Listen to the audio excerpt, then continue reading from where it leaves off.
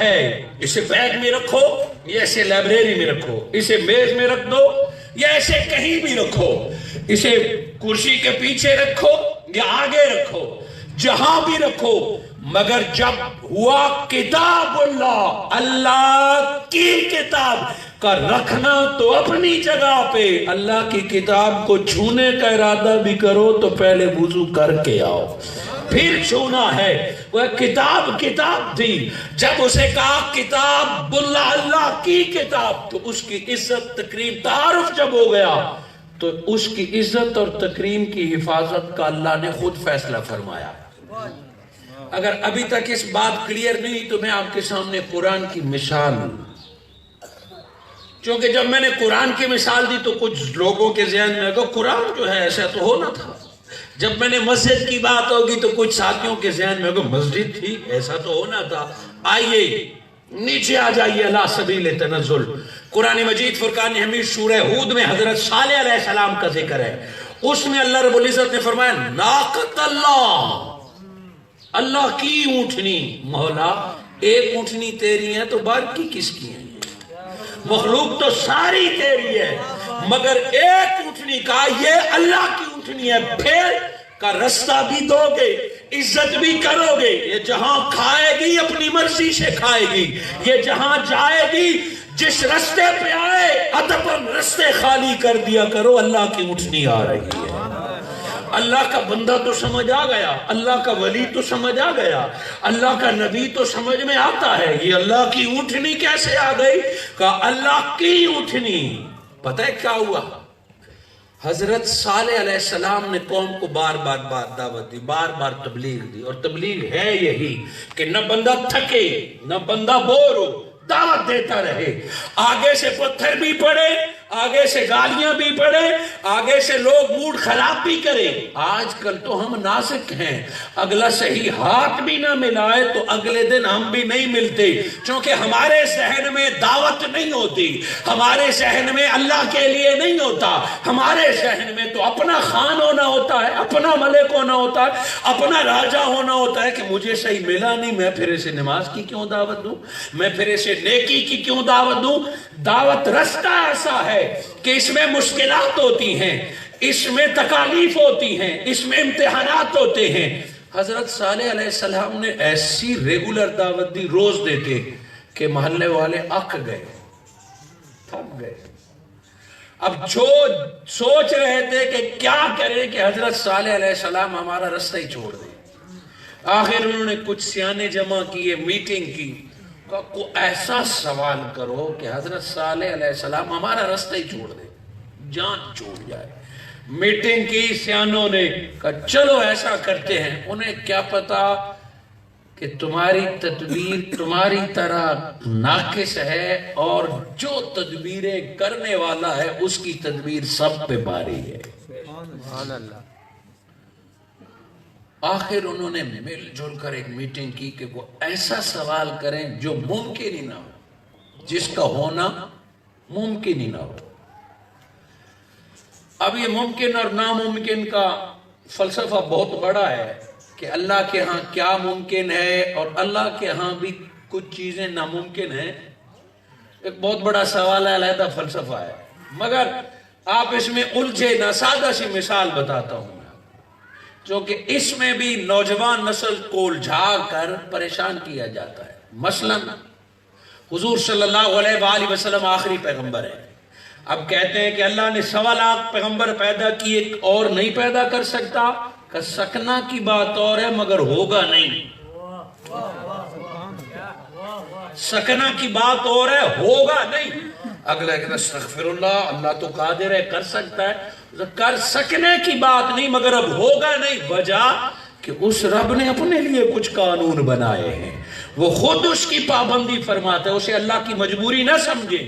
اب بھی کلیئر نہیں ہوئے تو توحید سے محبت کرنے والے، یہ میں نے مثال دی رسالت کی طرف سے کہ اب کوئی دوجا محمد نہیں آ سکتا، گو کہ رب قادر ہے مگر دوجا محمد نہیں آ سکتا۔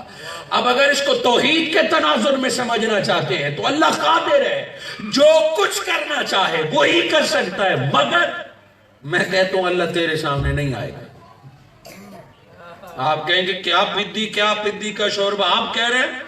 کوئی ولی، کوئی عالم دین، کوئی نبی کہتا، آپ میں کہتا ہوں نہیں آئے گا اللہ تیرے سامنے. کیوں؟ چونکہ اللہ جل مجدہ کے شان نہیں ہے. وہ چاہے تو پردے اٹھا دے، حضروں میں اپنا آپ دکھا دے، مگر وہ نہیں دکھائے گا. اللہ کو دیکھنا ممکن نہیں اس آنکھ سے. ہاں اس کے لیے مرنا پڑے گا، بعد مرنے کے وہ پردے ہٹا کے اپنا دیدار عطا فرما دے. اب اسے اللہ کی مجبوری نہ سمجھا جائے. اب یہ دنیا میں ناممکن ہو گیا، چونکہ اس کا نظام اسی طرح ہے، جو کہہ دیتا ہے وہ خود پہلے اس کی پابندی کرواتا ہے. جب یہ فیصلہ کیا تو موسیٰ علیہ السلام کو کہہ دیا لن ترانی. یہ بات نہیں کہ رب اپنا آپ نہیں دکھا سکتا، مسئلہ یہ ہے موسیٰ تو نہیں دیکھ سکتا. اگر موسیٰ علیہ السلام نہیں دے سکتے تو ہم جیسے بندے کی جرات کیا کہ یہ مطالبہ کرے. گویا یہ رب کی مجبوری نہیں ہے، وہ قادر ہے، مگر وہ نہیں دکھائے گا اپنے آپ کا. اور میں کہتا ہوں تم نہیں دیکھ سکتے، اس دنیا میں ممکن نہیں ہے ہمارے لحاظ سے. ایسے ہی اس بات کو سمجھے کہ اللہ جل مجدہ کا نور ہے کہ وہ اللہ کے نور کو بجھانا چاہتے ہیں. اس قوم نے سوال ایسا کرنا چاہا کہ نبی کی ذات بالکل مجبور ہو جائے کہ ایسا سوال کرو حضرت صالح سے کہ وہ چپ کر جائیں اور رستہ ہی چھوڑ دیں. میٹنگ کر کے سارا کچھ کر کے سوال کر لیا. اب میں بات کر رہا ہوں ممکن اور ناممکن کی. جو بڑا مسئلہ تھا وہ میں نے آپ کا حل کر دیا. اب اگلی آسان بات ہے کہ وہ کیسا ناممکن سوال کریں گے. بکری ہمیشہ بکری کو جنتی ہے. بکری کے بچے کو آپ کی زبان میں کیا کہتے ہیں؟ بکروٹی. جی بکروٹی یا بکروٹا. ہماری ادھر پنجابی اور سرائکی میں لیلا لیلی بھی کہتے ہیں. بکری نے ہمیشہ لیلا ہی جننا ہے. چھوٹا بچہ میمنا اردو میں اسے کہتا ہے. اچھا گائے نے بچیا یا بچائی آپ کیا کہتے ہیں؟ بچہ بچی پیدا کرنی ہے. اونٹ نے اسی طرح اپنا بچہ پیدا کرنا ہے. یہ چل رہا ہے قانون، مگر ایک پروسیس ہے کہ مادہ بچہ جنے گی، بکری بکری پیدا کرے گی، بھیڑ بھیڑ پیدا کرے گی. وہ عقلوں نے مانا ہوا ہے کہ 5-6 ماہ بعد بکری سے بکری پیدا ہو سکتی ہے، گائے سے گائے پیدا ہو سکتی ہے. ایک پراپر وے ہے. اگر کوئی یہ کہہ دے کہ گائے بکری پیدا کر دے تو ایک پروسیس ہے، وے ہے، مگر کچھ بات سمجھ میں آتی ہے کہ گائے سے بکری پیدا کرنے. جیو سائنس سے تعلق رکھنے والے کلوننگ کا باب پڑھ چکے ہیں کہ اس وقت میرے پاس وقت نہیں کہ میں آپ کو ادھر لے جاؤں کہ وہ کیا ہوتا ہے. گائے سے بکری پیدا کروا لینا یہ چلو آسان کر دیتے ہیں. تھا نیچے لیمو، اوپر اس کے مالٹا پیوند کر دینا. تھا نیچے امرود، اوپر اس کی خوبانی پیوند کر دینا. سائنس کیا کیا کر رہی ہے اپنے علم کے اظہار کے لیے. وہ کچھ ممکن ہے نا. نیچے جڑ تھی، کچھ اس کا تنا تھا، اوپر کچھ اور جوڑ دیا، تیسری چیز بن گئی. اب میں بات ممکن اور ناممکن کر رہا ہوں. وہ اگر مطالبہ کرتے کہ اے صالح گائے اگر اونٹنی پیدا کر دے تو تجھے مان جائیں گے، جو کہ گائے نے گائے پیدا کرنی ہے، اس لیے گائے کو کہو اونٹنی پیدا کرے. چلو کچھ پرسنٹ رستہ ہے کہ چلو بکری سے اونٹنی پیدا ہو جائے. کچھ پرسنٹ عقل میں کوئی آتا ہے کہ ممکن ہے، مگر انہوں نے اپنی طرف سے بڑا تیر مارا کہ ایسا سوال کریں گے کہ پیغمبر چپ کر جائے گا. کیا کہ پتھر سے اونٹنی پیدا ہو جائے تجھے اور تیرے اللہ کو مان جائیں گے. ان کو خطرہ تھا اگر کہہ دینا کہ گائے سے اونٹنی پیدا ہو جائے تو ہو سکتا ہے کچھ ہو بھی جائے. انہوں نے اپنی طرف سے بالکل ناممکن بات کی کہ پتھر سے اونٹنی پیدا ہو جائے تجھے اور تیرے اللہ کو مان جائیں گے. حضرت صالح علیہ السلام بشر ہیں، تھوڑا سا بشری تقاضے کے تحت سوچا، وہی آئی، میرے پیغمبر چپ نہیں ہونا، یہ جو کہیں ہاں کرنا آپ کا کام ہے، پورا کرنا قادر مطلق کا کام ہے. جب پیغمبر امپاور ہوا رب نے جب اتنی اجازت دے دی آپ مسکرائے کہ اچھا اگر پتھر سے اونٹنی پیدا ہو جائے پھر تو مان جاؤ گے نا مجھے اور میرے اللہ کو، کہا پھر تو شک ہی ختم ہو جائے گا، چلو چلتے ہیں پہاڑ، چلتے ہیں اس چٹان کے پاس۔ حضرت صالح علیہ السلام آئے، وضو فرمایا، 2 رکعت نفل ادا کیے، جس چٹان سے بچہ پیدا کرنے کا ارادہ کیا تو اس کے پاس کھڑے ہو گئے۔ اب جب وہ کہنے لگے، وہ ڈرنے لگے، ایک دوسرے کو کونیاں مارن لگے کہ اے تکرن لگے کہ وہ ڈر جائیں گے، لڑ پڑیں گے، یہ کیسے ہو سکتا ہے، وہ ڈر پڑے۔ اب جو سیانے تھے انہوں نے کہا فکر نہ کرو، نہیں ہوتا۔ کیوں؟ کہا صالح علیہ السلام پتھر سے اونٹنی پیدا ہو جائے گی کہ ہو جائے گی، کہیں گے نو ہوئے نکی جی ہوئے گی، اونٹنی پیدا ہو تو جوان پیدا ہو، یہ تو اور خلاف ہے۔ جب بھی کوئی چیز پیدا ہوتی ہے تو چھوٹی سی ہوتی ہے، وہ کچھ عرصہ گزرنے کے بعد بڑی ہوتی ہے، کہ ایسا نہ ہو کہ چھوٹا سا، پھر معجزات کا کیا فائدہ، پتھر سے اونٹنی پیدا ہو تو جوان پیدا ہو۔ حضرت صالح علیہ السلام نے فرمایا پہلے یہ چھوٹے بڑے کی بات تو نہیں تھی، اب یہ کہاں سے نکل آئے؟ انہوں نے کہا نہیں، پھر آپ سمجھے ہی نہیں، یہ چھوٹے چھوٹے پیدا کرنے کا کیا فائدہ، یہ تو اونٹنیاں بھی پیدا کر لیتی ہیں، پیغمبر پتھر سے کروائے تو جوان کروائے۔ پھر مانے حضرت صالح علیہ السلام نے پھر 2 نفل پڑھے، کہا چلو جوان بھی پیدا ہو جائے گی۔ جب حضرت صالح علیہ السلام پھر اللہ کا نام لے کے پتھر کے قریب گئے، وہ دوبارہ پریشان ہو گئے، پھر کونیاں کرنے لگے، اب کیا ہوگا؟ انہوں نے کہا چپ کرو، نہیں ہوتا۔ ایک منٹ جی کہ جوان پیدا ہوگی، کہا جوان پیدا ہوگی، کہ صرف جوان کا کیا پیدا، حاملہ یعنی گابن اونٹنی پیدا ہو تو تجھے مانے جائے، صرف جوان کا، وہ تو اور بھی پھرتے ہیں، پیدا ہو ابھی پتھر سے پیدا ہو اور گابن ہو۔ آپ نے فرمایا پھر تو مان جائیں گے، کہا پھر مان جائیں گے۔ اب کوئی رستہ ہی باقی نہیں تھا۔ حضرت صالح علیہ السلام پتھر کے پاس گئے، وہ اللہ سن رہا تھا، یہ پتھر بھی سن رہا ہے۔ حضرت صالح علیہ السلام نے وہ کلمات کہے جو رب نے وحی فرمائے۔ حضرت صالح علیہ السلام نے پتھر کو کہا، پتھر نے سنا، پتھر نے ایک چیخ ماری، پتھر چلایا۔ نیچر ہے، جب بھی کوئی مادہ بچہ جنتی ہے نا اسے درد ہوتا ہے، ماں جس کی بھی ہے، وہ جانوروں کی ہے یا انسان کی ہے، اسے درد ہوتا ہے۔ اور آج تیری میری ماں نے مجھے جنا ہے، یہی درد ہے جس کی وجہ سے اللہ نے جنت اس کے قدموں تلے رکھ دی، نمازوں کی وجہ سے نہیں، حج کی وجہ سے نہیں، یہی درد ہے جو تیرے میرے جننے کی وجہ سے ہماری ماں کو ملا، اس کے بدلے اللہ نے قدم تلے جنت رکھ دی۔ کہیں اور کوئی نشانی نہیں ہے قرآن میں کہ کس وجہ سے اسے جنت دی گئی ہے، اسی وجہ سے دی گئی ہے۔ درد ہر ایک کو ہوتا ہے، اور وہ ایک جھٹکا جو ماں کو پیدا ہوتے وقت ہوتا ہے، آج کی میڈیکل سائنس بتاتی ہے کہ 70 بار خنجر لگنے سے جتنا انسان کو درد ہوتا ہے اتنا ماں بچہ پیدا کرتے وقت درد سہتی ہے۔ اور ہر مادہ جب بھی بچہ پیدا کرتی ہے ایک تکلیف کے پروسیس سے گزرتی ہے، وہ چیختی بھی ہے، وہ چلاتی بھی ہے، وہ روتی بھی ہے۔ پتھر کیوں رویا؟ اب عقل کہے گی اسی لیے، اور لوگوں نے تبصرہ نہیں کیا کہ پتھر چلایا پھر اونٹنی پیدا ہو گئی۔ حضور شیخ الاسلام ڈاکٹر محمد طاہر القادری فرماتے ہیں کہ پتھر درد کی وجہ سے نہیں چلایا، پتھر اونٹنی جلنے کی وجہ سے نہیں چلایا۔ پتہ ہے پتھر کیوں چلایا؟ پتھر چلایا، ہائے انسان درد کی وجہ سے نہیں روتا، تیرے بے حسی کی وجہ سے رو رہا ہوں کہ میں پتھر ہو کے اللہ نبی کی بات مان رہا ہوں، تم انسان ہو کے نبی کو آزما رہے ہو، تم انسان ہو کے اللہ کو آزما رہے ہو، میں پتھر ہو کے بات مان رہا ہوں۔ وہ قادر ہے پتھروں سے جسمیں جاری کرے یا پتھروں سے اونٹنی پیدا کرے، تو بے حس نہ ہو، تجھ سے وہ پتھر اچھا ہے۔ اللہ نبی پہ یقین کر لے، پھر جدھر قدم اٹھائے گا ناممکن بھی ممکن ہوتا جائے گا۔ اللہ کے ہاں کچھ نہیں ناممکن، تو توکل کر، تو یقین کر۔ پتھر سے اونٹنی پیدا ہوئی، بس اتنی سی بات سمجھانا چاہتا تھا۔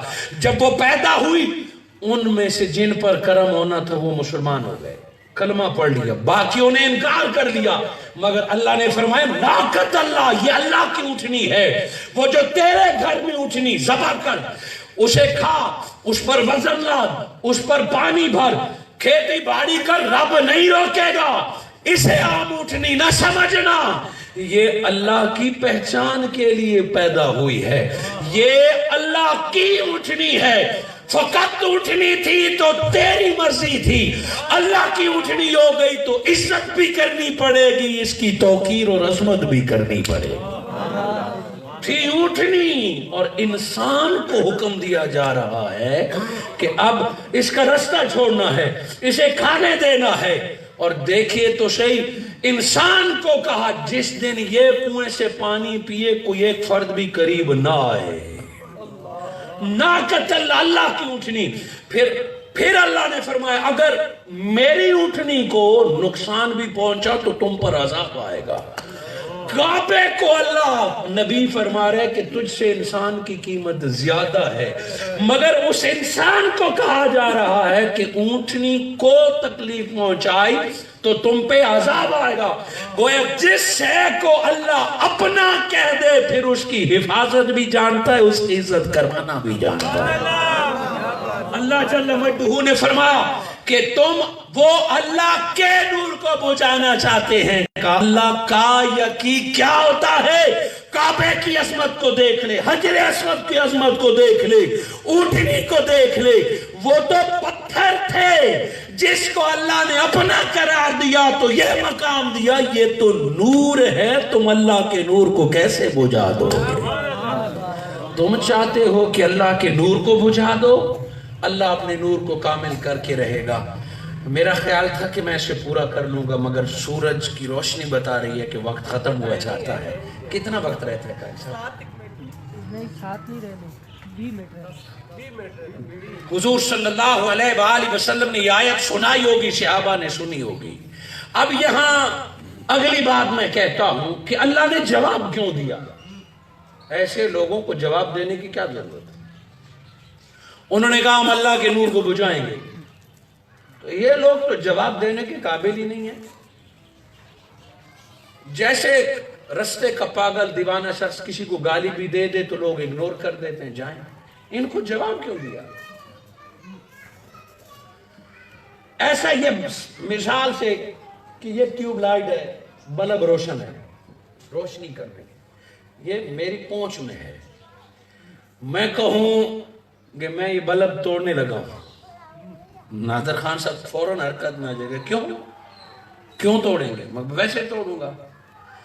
آپ بھی اشاروں کو کہ ہاں ٹوٹ سکتے ہیں، یہ گلاس میں یہاں سے اٹھاؤں ماروں وہ ٹوٹ جائے گا،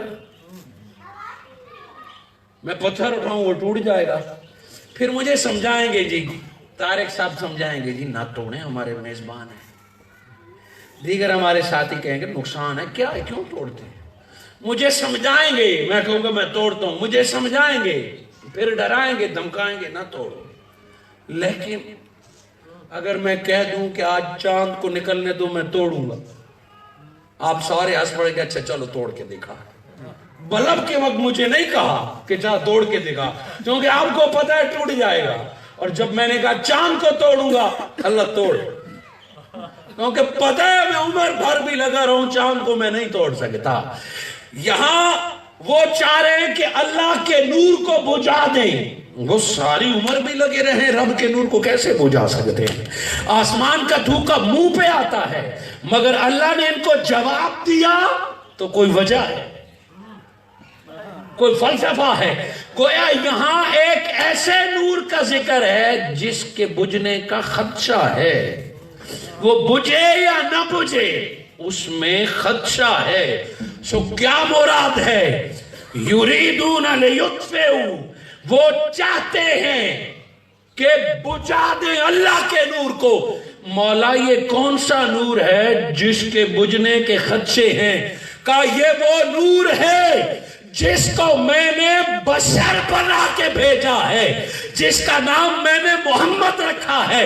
یہ محمد کے قتل کا ارادہ رکھتے ہیں، ہاں بشر قتل بھی ہوتا ہے، بشر زخمی بھی ہوتا ہے، مگر تم اس بشر کو بطور رسول مٹانا چاہتے ہو، وہ فقط تیری طرح بشر ہوتا تو تیرے ہاتھوں مٹ جاتا۔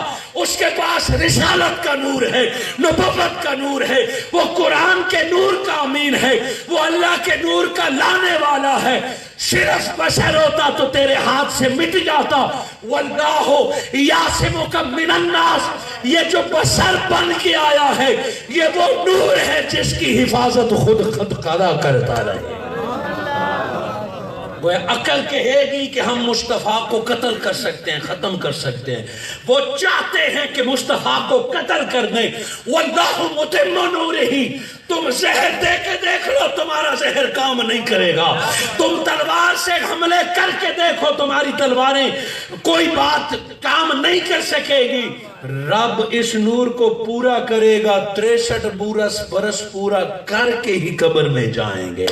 اگر تمہارے ہاتھوں قتل ہو جائیں، مسلمان قتل ہو جائے بے گناہ تو شہید کہلاتا ہے، مگر اگر نبی کافروں کے ہاتھ قتل ہو جاتے تو کفر کہتا اللہ کے نبی کو ہم نے قتل کر دیا، اللہ کے رسول کو ہم نے ختم کر دیا۔ فرمایا نہیں، نور اللہ، یہ اللہ کا نور ہے، تم اپنی ساری کوششیں کر کے رہو، اللہ اپنے نور کو کامل کر کے رہے گا۔ وہ نور آج بھی ایمان کی صورت میں، قرآن کی صورت میں، نبوت کی صورت میں، رسالت کی صورت میں موجود ہے۔ وہ جو بشری جسد تھا وہ قبر انور میں گیا، اور وہ نور آج ہر تھا ہر جگہ موجود ہے۔ یہ بات جھگڑنے والی نہیں ہے، یہ بات سمجھنے والی ہے۔ موت زخم جسم کو آتی ہے، روح کو کبھی موت آتی ہی نہیں۔ وقت ختم ہے، مگر اس باریک بات سمجھیں، اور اگلا درس جہاں بھی ہوگا میں کوشش کروں گا اسی جگہ سے سٹارٹ ہو۔ یہ جو جسم ہے، گردن اسی کی کٹتی ہے، بندہ مر جاتا ہے، وہ شہید ہو یا قتل ہو، گولیاں لگے جسم چھلنی ہو جاتا ہے، اللہ معاف فرمائے بارود میں اڑ جاتے ہیں جسم، آگ میں جل کے راکھ ہو جاتے ہیں، پانی میں بہہ جاتے ہیں، جسم کٹتا بھی ہے، سڑتا بھی ہے، مرتا بھی ہے، سب کچھ ہوتا ہے، راکھ ہو جاتا ہے، لاش ملتی بھی نہیں۔ مگر کبھی آپ نے سنا ہے کہ روح ختم ہو گئی ہے؟ ادھر گولیاں لگیں، روح گناہگار خطاکار روح ہو یا نیکوکار روح ہو، اسے سلامت اٹھا لیا جاتا ہے۔ کبھی کسی کے پاس کوئی دلیل ہے کہ روح بیچاری بینا جنگ میں اس کا بھی بازو کٹ گیا تھا، اس کی بھی گردن کٹ گئی تھی۔ اب روح کیا ہے؟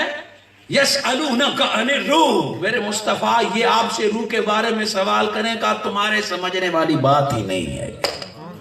یہ اللہ کا امر ہے، جسم تھا مٹی سے بنا، بشر کا جسم ہے، اسے دکھ بھی ہوگا، درد بھی ہوگا، گولی بھی لگے گی، گردن بھی کٹے گی، اس کو دفن بھی کیا جائے گا، مگر روح 100% نور سے بنی ہے۔ تیرے میرے اندر جو روح ہے وہ 100% نور سے، کسی کو کوئی اعتراض نہیں اس پہ، کسی مسلک کسی فقہ میں، کہ وہ جو روح ہے وہ من نور ہے، وہ نور سے بنی ہے۔ کہ وہ نور ہے، ادھر تن کٹا ادھر فرشتے آئے اور روح کو لے گئے۔ روح گناہگار خطاکار یا نیک روح ہو یہ علیحدہ بات ہے، مگر یہ نہیں کہ آدھی روح دنیا میں کٹ گئی آدھی روح چلی گئی ہے، نہیں۔ جس طرح تیرے اندر کے نور کو تلوار گولی نہیں مٹا سکتی، بس یہی تصور کر لو رب کے نور کو بھی دنیا کی تکلیفیں کچھ نہیں کہہ سکتی۔ اس لیے بات سمجھانے کے لیے کہا کہ اللہ کے نور کو بجھانا چاہتے ہیں، وہ بھی اپنے منہ کے پھونکوں سے۔ گویا انسان کی ساری کوششوں کو اللہ نے پھونک جتنا کہا ہے کہ تم نے اپنے ہاتھ سے جلائے ہوئے چراغ سمجھا کہ پھونک مارو گے اور مصطفیٰ کی تحریک ختم ہو جائے گی، مصطفیٰ کا نظام ختم ہو جائے گا، قرآن ختم ہو جائے گا۔ نہیں، یہ اللہ نے نور بنا کر بھیجا ہے تو حفاظت بھی خود کرے گا اور اسے کامل کر کے رہے گا۔ تحریک منہاج القرآن اسی نور کو گھر گھر پہنچانا چاہتا ہے۔ یہی روشنیاں جلیں گی تو اختلافات ختم ہوں گے، تفرقہ بازی ختم ہوگی، غلط فہمیاں ختم ہوگی، علم کی روشنی پھیلے گی، قرآن کا پیغام گھر گھر اور فرد فرد تک جائے گا، تو لڑائی جھگڑے دلوں کی خلش ختم ہو کے امت ساری امت واحدہ بن جائے گی۔ آئیے جن کلمات پر بات ختم کرتے ہیں کہ ملک ملک ہوتے ہیں، مگر ملک جب اللہ کے نام پہ حاصل کیا جائے، پاکستان کا مطلب کیا؟ بس اگر اللہ کے نام پر یہ ملک نہ ہوتا تو اپنوں نے اتنا کھایا ہے کہ یہ مٹ چکا ہوتا، اپنوں نے اتنا کھوکھلا کیا ہے کہ یہ ملک عزیز کی بلڈنگ گر جاتی، چونکہ یہ اللہ کے نام پر اور کلمے کے لیے قائم کیا گیا ہے۔ دشمن لاکھ جسارتیں کرے، جس رب نے رمضان میں دیا تھا وہی اس کی حفاظت کرتا رہے گا۔ افواج پاکستان نے جس انداز سے ملک کی حفاظت اس موقع پر کی، ہم خراج تحسین پیش کرتے ہیں اور پھر سے غیبی دعا کی درخواست کرتے ہیں کہ مولا ہمیشہ ان کی غیبی مدد فرما۔ وہ دشمن جو مملکت اسلامیہ کو مٹانا چاہتا ہے، اسلام کے قلعے کو مٹانا چاہتا ہے، اس دعا کے ساتھ کہ حفاظت بھی عطا فرما اور اللہ تجھے اور مجھے جرأت عطا فرمائے کہ اس اسلامی ملک میں اسلامی نفاذ اور مصطفی انقلاب بپا کی کوشش کرتے رہیں۔ میں تحریک منہاج القرآن کے جملہ احباب کو آج کے درس کے انعقاد پر مبارکباد دیتا ہوں۔ وقت اثر وہ ہے جس کی قسم اللہ نے کھائی ہے کہ لذت اس میں اتنی ہے کہ گزر جاتا ہے، پتہ بھی نہیں چلتا۔ زندگی رہی تو اسی جگہ سے اگلے ماہ بشرط زندگی ملاقات ہوگی۔ اللہ مجھے اور آپ کو قرآن کی کامل محبت عطا فرمائے۔ جزاک اللہ۔